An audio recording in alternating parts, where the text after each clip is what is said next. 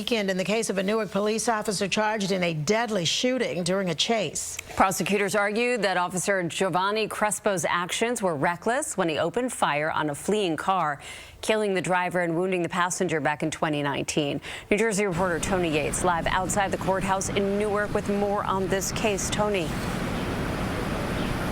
Yeah, good afternoon, ladies. Well, the jury this morning asked for transcripts of testimony from the grand jury and also from a police sergeant who testified during the trial. The problem, though, is that the transcripts are not a part of the evidence, so the judge denied them to the jury. However, he did tell them that they could listen to the audio recordings of those testimonies again, which would have amounted to about 5.5 hours of listening to all of that audio. The jury decided it did not want to do that, and deliberations continued.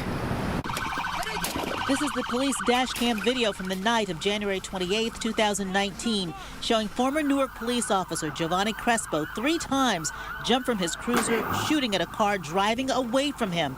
In the car, 46-year-old Gregory Griffin and 35-year-old Andrew Dixon, both shot in the head. Griffin died from his wounds. I feel like it's really unjust. The outcry 4 months later when Giovanni Crespo was released pending trial on several charges, including murder, aggravated manslaughter, official misconduct, and weapons charges. That's not fair. It's not fair to our family. It's not fair to my brother's family. And it's not fair to his kids. While Crespo supporters were relieved. That night, police had pulled the men over, but the driver then sped off, prompting the chase. Crespo testified that Andrew Dixon pointed a gun at him. The trial began in May, with Crespo taking the stand in his own defense.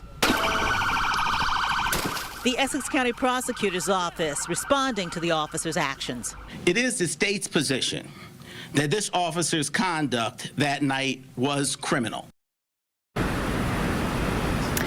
Well, the jury deliberated today for about 6 hours. At 5 o'clock, they sent a note to the judge saying that they were tired and they wanted to go home, and asked if they could do that. He, of course, told them yes, and so jury deliberations began again Monday at 9 a.m. For now, we're live here at the Essex County Courthouse in Newark. Tony Yates, Channel 7 Eyewitness News. Tony, thank you very much. Heart-stopping